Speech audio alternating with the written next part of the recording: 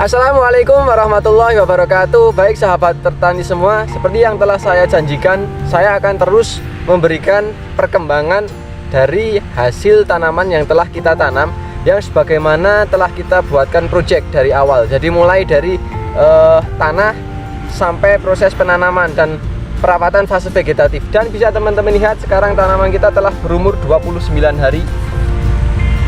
Bisa teman-teman lihat ya, batangnya sudah cukup besar, anakannya cukup banyak, daunnya cukup hijau. Nah, pada kesempatan kali ini kita akan melakukan treatment khusus. Mungkin ini berbeda dengan kesempatan sebelumnya. Apa treatmentnya? Saksikan video ini sampai selesai.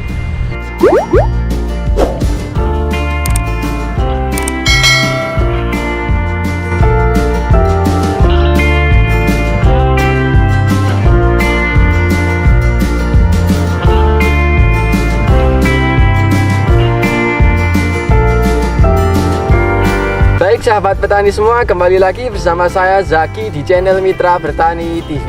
Seperti yang telah saya jelaskan di awal tadi, pada kesempatan kali ini kita akan melakukan treatment khusus. Tapi sebelum itu saya akan mencoba memperlihatkan kepada teman-teman semua. Ini adalah tanaman kita ya, telah berumur sekitar 29 hari setelah tanam.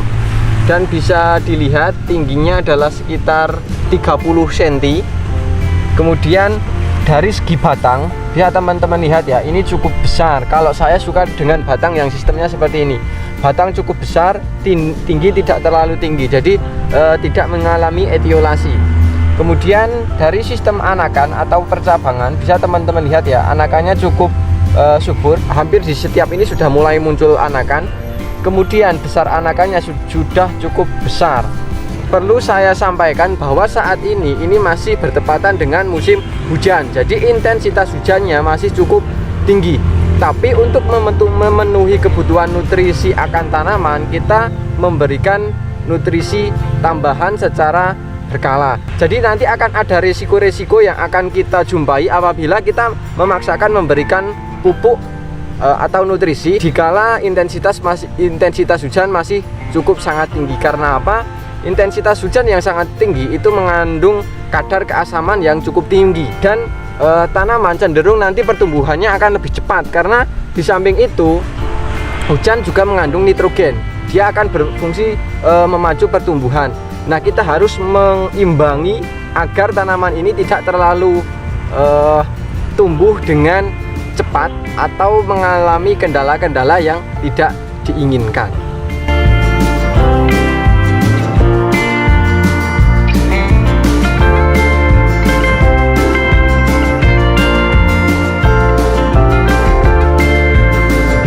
Baik sahabat petani semua, tanpa berlama-lama kita akan langsung masuk pada sesi pengocorannya. Nah, nanti kita akan melakukan sistem pengocoran.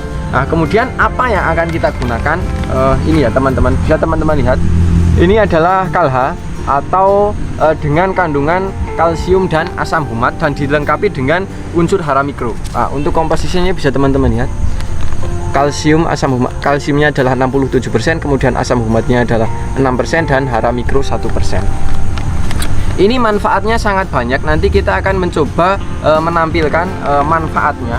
Ini diantaranya yang paling urgent atau menurut saya yang paling penting diantaranya adalah mengurangi tingkat penyerapan nitrat. Nah, nitrat ini ada kaitannya dengan hujan. Jadi intensitas hujan itu mengandung nitrat. Apabila tanaman menyerap nitrat dalam berlebih, nanti pertumbuhan tanaman itu akan terlalu cepat, tapi nanti akan sekulen. Jadi tanaman itu akan lebih rentan terhadap penyakit. Nah, kemudian di samping itu kalha ini juga berpotensi untuk mengurangi atau menetralkan, mengurangi tingkat keasaman di sekitar area tanaman. Jadi di sekitar area perakaran, karena intensitas hujannya masih tinggi, nanti kelembabannya akan meningkat, keasamannya juga akan meningkat karena sifat dari air hujan itu cenderung asam. Nah, dengan adanya kalsium asam humat ini akan mengurangi tingkat keasaman, yang akhirnya nanti serangan jamur itu dapat diminimalisir. Nanti teman-teman bisa melihat secara langsung ya. Nanti kita akan menunjukkan bahwa sampai di umur 29 hari ini, alhamdulillah belum ada tanaman yang mati dikarenakan serangan jamur. nilai plus dari Kalha ini mempunyai segudang manfaat, tapi harganya sangat terjangkau dan kita memberikan itu hanya dalam beberapa kali gitu. Jadi pada fase vegetatif kita hanya menggunakan ini 2 kali. Yang sekarang adalah pada 29 hari setelah tanam, dan kemudian kita akan memberikan lagi pada fase menjelang generatif. Nah, salah satu fungsi yang sangat urgent lagi ini adalah memperkuat sistem jaringan tanaman. Oke, jadi penggunaan Kalha ini atau kalium plus asam humat ini sangat banyak manfaatnya, tapi pemakaiannya juga tergolong irit ya. Kita hanya untuk dosisnya sendiri kita menggunakan 4 sendok makan untuk ukuran 20 liter air. Nah, kemudian untuk cara penyampurannya sendiri saya biasanya seperti ini. Jadi ini kosong, belum ada airnya, kita baru memasukkan kalsium asam humat ini, kemudian baru menambahkan air.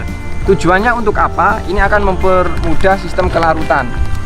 Jadi larutan ini tidak cenderung menggumpal. Jadi nanti akan lebih mudah atau mempercepat proses kelarutan Kalha ini. 4 sendok ya.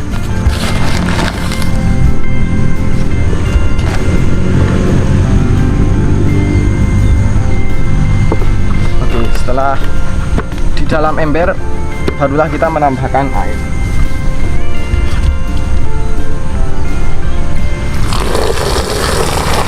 Oke sahabat petani semua, seperti ini ya. Jadi ini yang sudah mengalami kelarutan, jadi tidak terlalu banyak mengaduknya, tapi secara larutan ini sudah sangat homogen.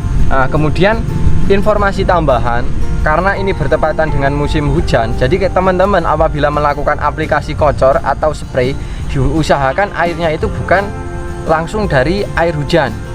Kalau ini kan air sumur ya. Nah, tapi kalau teman-teman terpaksa untuk menggunakan air hujan, sebisa mungkin untuk diendapkan terlebih dahulu. Jadi minimal sekitar 3-7 hari setelah diguyur air hujan. Jadi tidak kemarin tadi malam hujan kemudian paginya digunakan untuk spray, karena menurut saya itu kurang baik ya, karena tingkat keasamannya itu masih cukup tinggi. Berbeda kalau teman-teman sudah mengendapkan terlebih dahulu.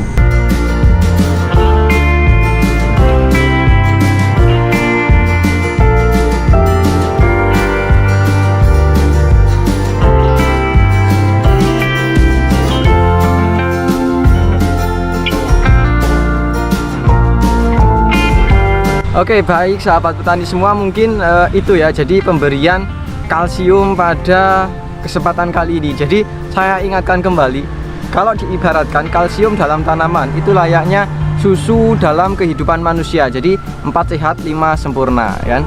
Jadi jangan lupa untuk memberikan kalsium, karena memang itu bagian dari unsur hara esensial yang memang benar-benar diperlukan oleh tanaman. Tapi banyak dari kita yang kurang memperhatikan akan hal itu. Dan semoga video ini bermanfaat, dan apabila video ini bermanfaat, jangan lupa klik like, comment, share, dan jangan lupa subscribe untuk tidak ketinggalan info-info terbaru dari kami. Dan terima kasih, dan tetap stay di channel kami, karena kami akan terus memberikan perkembangan dari hasil apa yang telah kita tanam pada kesempatan sebelumnya.